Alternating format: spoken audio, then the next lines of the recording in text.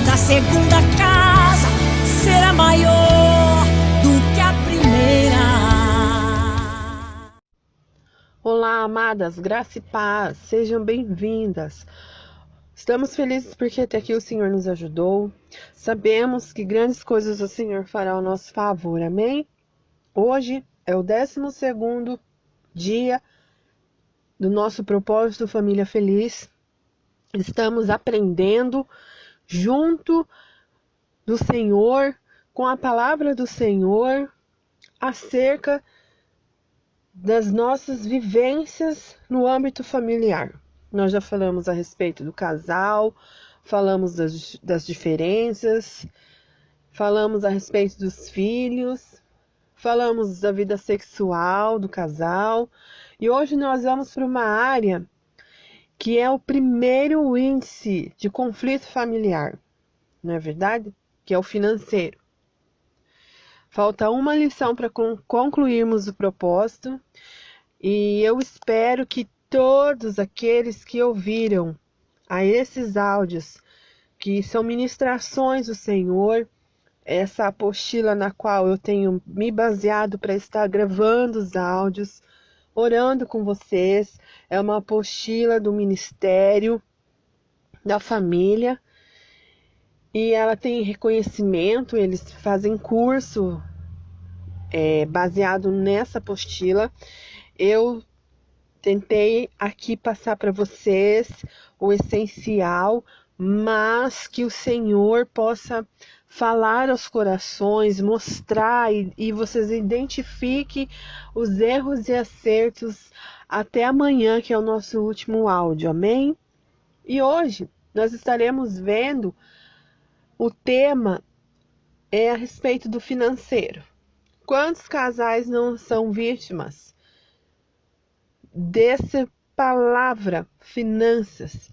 E quando ela entra em desordem, o resto da nossa casa também entra nessa desordem e todos colhem os frutos, se assim podemos dizer, de um erro financeiro. O nosso tema hoje é vida financeira da família. Nosso texto base está em 1 Timóteo, capítulo 3, versículos 4 e 5, que diz que governo bem a própria casa, criando os filhos sob disciplina com todo respeito. Pois, se alguém não sabe governar a própria casa, como cuidará da igreja do Senhor? Amém. Quem nunca se preocupou em elaborar um orçamento doméstico e administrar melhor suas finanças? Tem hoje em dia motivos de sobra para fazê-lo, pois hoje manter suas contas em dia é uma questão de sobrevivência, mas não basta só equilibrar receitas e despesas. É preciso garantir uma sobra de pelo menos 10% da receita no fundo de reserva, que são para as emergências. Para tanto, são necessárias disciplinas e muita disposição para fazer eventuais ajustes. A elaboração do orçamento doméstico nem sempre é uma tarefa fácil. Definir quais são as suas necessidades e planejar todos os gastos considerando sempre a sua renda disponível já é uma forma de começar a economizar.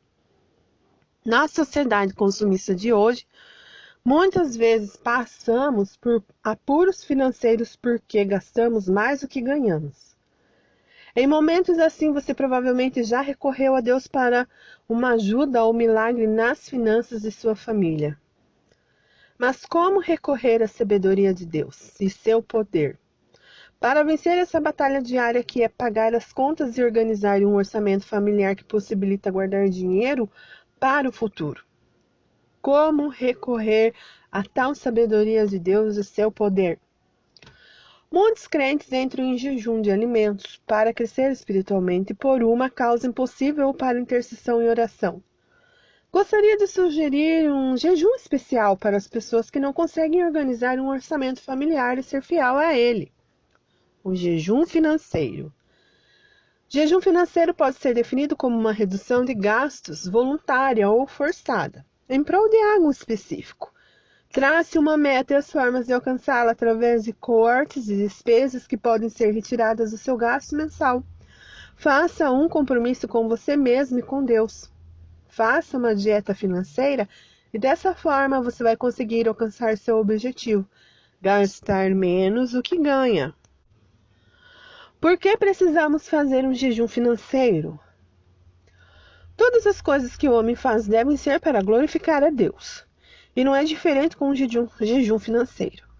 Devemos apresentar a Deus as nossas causas, os nossos problemas e pedirmos discernimento do Espírito para fazer as coisas certas e com propósito. Para fazer um jejum financeiro, você deve observar alguns detalhes muito importantes. Em primeiro lugar, deve reconhecer que não tem conseguido gerenciar as finanças com sabedoria e por isso não está sendo um bom mordomo das coisas que Deus tem lhe dado. Reconhecer Deus como o Senhor da sua vida financeira é que toda a provisão vem dele. Reconhecer Deus como o Senhor da sua vida financeira, que toda a provisão vem dele. Deuteronômio capítulo 8, versículo 17 e 18 fala: E digas no teu coração, a minha força e a fortaleza da minha mão me adquiriram essas riquezas. Antes te lembrarás do Senhor teu Deus, porque é Ele que te dá força para adquirir as riquezas, a fim de confirmar o seu pacto que jurou a teus pais, como hoje se vê. Pedir sabedoria para que você possa analisar a sua situação financeira e identificar onde estão os gastos excessivos que podem ser cortados sem afetar a saúde e situação geral da família. Provérbios 2:6. Porque o Senhor dá a sabedoria, da sua boca procedem o conhecimento e o entendimento. É importante ter uma posição firme juntamente com a esposa e os filhos e apresentar essa posição a Deus em oração. E nunca se esquecer de que devemos buscar primeiro as coisas de Deus e que todas as outras serão acrescentadas. Agindo corretamente e buscando em Deus a forma de controlar seu dinheiro, você será abençoado financeiramente. Mas é importante lembrar que a bênção financeira nunca te alcançará se você não for fiel a Deus nos dízimos e nas ofertas, pois Deus não abençoa aqueles que o roubam. Malaquias 3:8 e 9 nos dirá a respeito de como o Senhor fala a respeito do que roubamos. Roubará o homem a Deus? Todavia vós me roubais e dize: em que te roubamos? Nos dízimos e nas ofertas alçadas. Vale lembrar também que não é você quem está dando 10% da sua renda a Deus, mas sim Deus em sua infinita bondade que está dando a você 90%. Aproveite para planejar e estipular metas e objetivos para a sua vida. O que é um orçamento? Um orçamento é um plano que ajuda você a determinar e controlar seus gastos. Quanto mais realista e simples for seu orçamento, maior será a chance de você controlar. Essa previsão das receitas e despesas destina-se a permitir que a pessoa visualize de forma organizada como estão suas contas e como elas ficarão num determinado período de tempo à frente. Quem leva a sério o orçamento consegue juntar dinheiro, garantem os especialistas. Como fazer um orçamento? Um caminho para organizar seus gastos é o registro de todas as receitas e despesas da família, com o maior nível de detalhamento. Dessa forma, poderá se ver claramente no final do mês quanto foi gasto em cada segmento. A partir daí, fica mais fácil cortar os supérfluos ou verificar se os gastos estão sendo feitos da forma mais racional. Quem não controla as despesas sempre tem a impressão de que gasta menos do que realmente desembolsa. Um orçamento pode ser escrito ou não. Um orçamento escrito indica a existência de um maior interesse pela sua utilização e fornece informações de melhor qualidade. Se o orçamento está na cabeça da pessoa, Fornecendo-lhe informações sem uma maior precisão, sua efetiva de utilidade será bem menor. Ter um orçamento escrito e formalmente organizado é apenas uma condição necessária para se ter um planejamento financeiro satisfatório. Muitas pessoas chegam a elaborar um orçamento, mas desistem ao verificar que ele não funciona a contento. Um bom planejamento financeiro pessoal começa pela criação de um orçamento pessoal e que seja confiável, o que significa previsões com um satisfatório grau de precisão. Uma pessoa pode ter um orçamento bem elaborado, sem maiores dificuldades com a projeção de receitas e despesas e ainda assim enfrentar sérios problemas na administração das suas contas pessoais. Isto acontece quando existe um descasamento temporário entre receita e despesa. É importante saber diferenciar as suas despesas fixas de suas despesas variáveis. Uma despesa fixa é um valor ou um pagamento já contratado que deverá ser desembolsado, como, por exemplo, a prestação do carro. Já uma despesa variável é um valor que é desembolsado conforme o uso. Um exemplo de despesa variável são as idas ao cinema. O primeiro passo para fazer o orçamento pessoal é separar por itens as despesas e totalizar quanto gastou no mês em cada item. Inicialmente, relacione suas despesas fixas, tais como moradia, transporte, educação, alimentação, água, luz, telefone, assistência médica. Acrescente à lista as despesas variáveis: remédios, consertos em geral, cabeleireiro, oficina, mecânica, lazer e outras. Para essas, reserve uma parte de seu salário, pois esses gastos, muitas vezes inesperados, não são raros. Uma dica importante para o planejamento familiar é a provisão para gastos sazonais. Casos dos impostos, como imposto de renda, IPTU, imposto sobre propriedade territorial urbana e IPVA. Imposto sobre propriedade de veículos automotores. Sem esse planejamento de gastos, a família pode passar apertada na hora desses desembolsos, podendo ter que recorrer à linha de crédito para cobrir eventuais buracos de caixa, o que deve ser evitado. Para você ter uma ideia de onde está indo o dinheiro e repensar sobre seus gastos, é interessante multiplicar o valor das despesas mensais de cada item por 12. Vamos a um exemplo.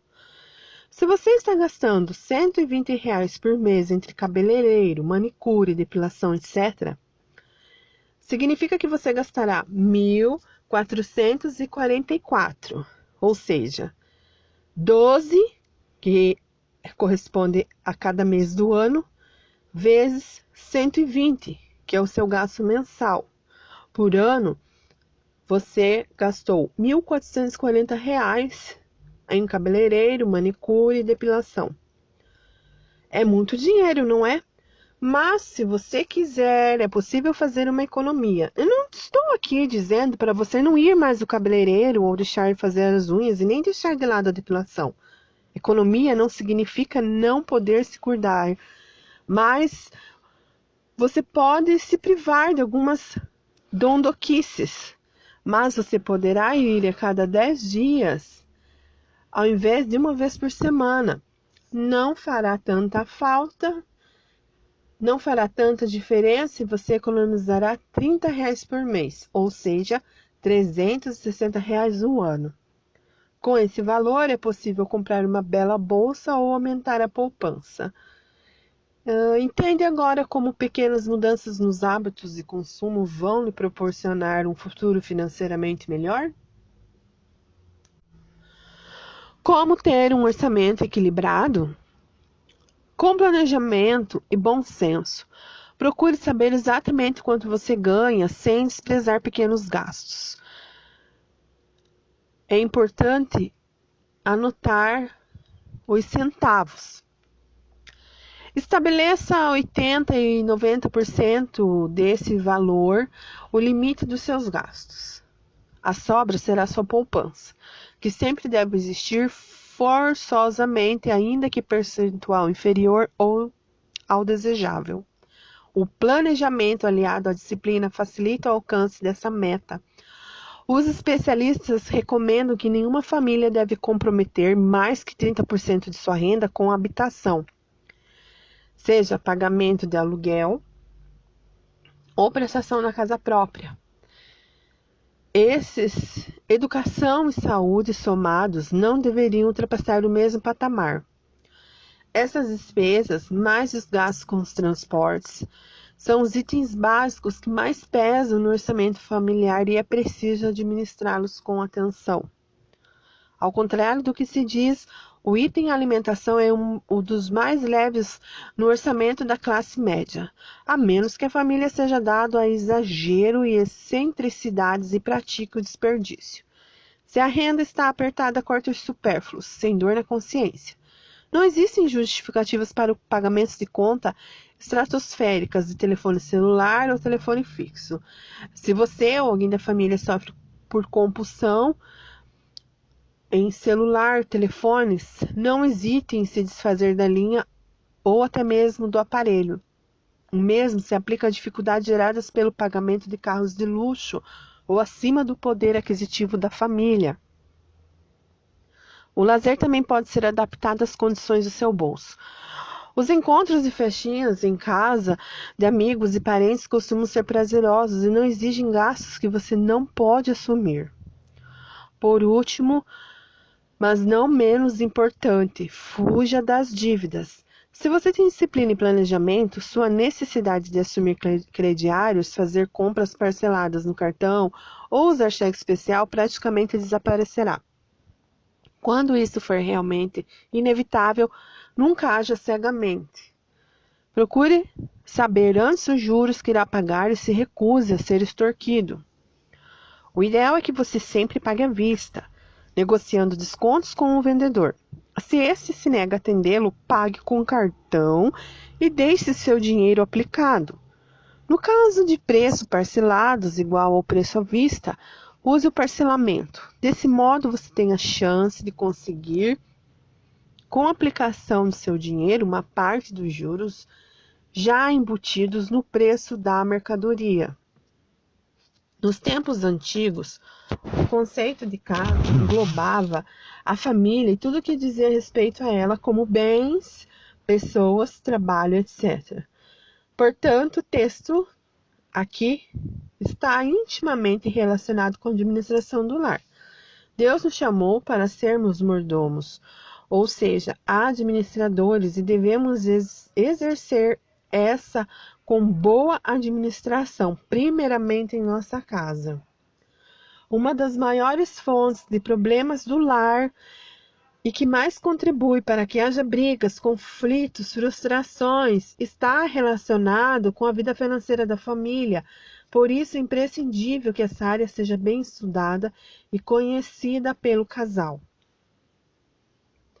Princípios para uma vida financeira bem-sucedida. Deus é o nosso provedor. Leitura de Mateus 6, versículo 11. Atos 17, versículo 25. Ele é um Deus zeloso que cuida de nós. Ele é fonte de todas as coisas, então tudo que fazemos ou temos interessa a Deus e devemos glorificá-lo em tudo, em todas as circunstâncias. Deus é o dono de tudo, Salmo 24:1. Precisamos ter a consciência de que tudo pertence ao Senhor, pertence a Ele. Não ter amor pelo dinheiro. 1 Timóteo, capítulo 6, verso 7 e versos 10 a 11. Não é o dinheiro, e sim o amor a ele, a raiz de todos os males. Não faz sentido nos apegarmos demasiadamente às coisas materiais, uma vez que Deus é o dono de tudo e é o nosso provedor e nos supre medida da nossa necessidade. Buscar o reino de Deus em primeiro lugar. Mateus 6, versículos 31 ao 33. Nosso sistema de valores deve ser baseado na palavra de Deus. O que ele prometeu, ele cumpre. Isso não significa que devemos ser negligentes do nosso trabalho ou nas obrigações seculares, mas que tão somente a nossa prioridade deve ser o reino de Deus. Não cobiçar bens alheios, nem ser desonesto nos negócios. Êxodo 20, versículo 17. É desnecessário dizer que Deus é santo e exige que sejamos santos, não somente na igreja, mas em todas as situações das nossas vidas. Buscar cobertura espiritual sempre que necessário. Provérbios 11 e 14. Alguém disse certa vez que é preferível errar debaixo da cobertura do que acertar de forma independente. Mas a realidade é que, quando buscamos cobertura, as chances de erros diminuem sensivelmente. Ser fiel no uso do dinheiro. Provérbios 3, versículos do 6 ao 10, e Malaquias, capítulo 3, versículo 8 ao 10. Muitas vezes podemos até ser dizimistas fiéis e somos tentados a achar que uma vez que devemos 10% ao Senhor, podemos gastar os 90% restantes da maneira como nos aprouver. Mas Ele quer que gastemos os 90% com o mesmo cuidado e zelo com que dizimamos. Dedicação ao trabalho. Efésios 6, versículos 5, 6 e 7. A bênção vem pelo suor. Precisamos buscar também um aperfeiçoamento profissional. Não manter contas separadas. Quando ambos trabalham fora, a tendência é que cada um tenha sua conta bancária e queira conservar seu dinheiro separadamente. Isso pode gerar desarmonia e o casal não deve administrar o dinheiro separadamente. O dinheiro é da família e é importante que o marido e a mulher participem do planejamento financeiro. Aprenda a se conhecer. Cada um de nós temos características e comportamentos específicos que fazem com que nos identifiquemos com um dos tipos listados a seguir. O que não devemos nos esquecer é que nós podemos mudar e que temos que estar dispostos a ser trabalhados pelo Espírito Santo. Endividado. Aquele que sempre gasta acima do que ganha, come angu e arrota peru. Esse tipo sempre está com dificuldades financeiras. Descontrolado. Aquele que gasta dinheiro sem perceber com coisas desnecessárias. Qualquer ida ao shopping ou supermercado é um perigo. Item C. Avarento. Aquele pão duro que controla exageradamente suas finanças, muitas vezes deixando de suprir necessidades básicas da família. D. Abastado. Aquele que ganha muito e gasta muito. Normalmente esse tipo é o deixa que eu pago. E. Investidor. Aquele que compra até capim pegando fogo, compra tudo de todos, não sabe falar não. Reclamador. Aquele chorão. Vive reclamando do salário, seu dinheiro nunca dá para nada. Infiel. Aquele que gasta dinheiro com tudo, menos com o reino de Deus. Ganha uma quantia, dizima outra muito menor. Ou a sobra. Equilibrado. Aquele que é fiel a Deus e controlado com todos os seus compromissos. Conselhos práticos. Filipenses, capítulo 4, do verso 11 ao 12. Esteja instruído para o caso de Deus querer operar uma mudança financeira na vida de sua família. Ganhar mais. Não significa que você está liberado para gastar mais. Use o bom senso, ganhar menos. Caso isso aconteça, a família deve se adaptar rapidamente ao novo padrão e cortar gastos que não sejam básicos. Invista em coisas seguras e na hora certa. Mateus 25, versículos 19 ao 23. Planeje os gastos, faça uma relação das necessidades e compromissos do mês. Procure comprar à vista. O crediário pode ser uma cilada, não compre fiado. Ter o dinheiro pode ser o sinal que te indique o momento de adquirir algo. Romanos 13:8. Esforce para aumentar seus ganhos e assim poder abençoar pessoas e projetos. Cresça profissionalmente. Evite ser fiador. Quem serve de fiador deve ter condição de assumir a dívida se for necessário. Lembre-se que a pessoa beneficiada pode não ter a possibilidade de pagar devido às circunstâncias adversas. Na maioria das vezes, as pessoas não pagam não por serem desonestas, mas por não terem condições de fazê-lo. Provérbios 17, 18 e 22, versículo 26. Procure não pedir dinheiro emprestado. Deuteronômio 28, 12. Faça você mesmo a manutenção básica de sua casa. Procure ter um caderno para seu controle financeiro.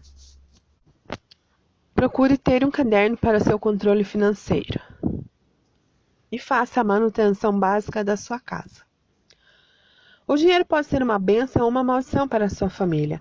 Muitos problemas conjugais podem ter origem no seu mau uso. Provérbios 21, 20 diz: o homem de bom senso economiza e tem sempre bastante comida e dinheiro. O tolo gasta todo o seu dinheiro assim que o recebe. Reflexão. Vocês têm deixado de praticar algum dos princípios aqui citados? Anotem no caderno, se possível, e citem quais são alguns itens e princípios citados nessa reflexão que vocês não têm praticado. E justifique o porquê. Qual a maior dificuldade que você tem enfrentado na vida financeira? E justifique por que essa dificuldade na vida financeira. Deus abençoe cada um em nome de Jesus.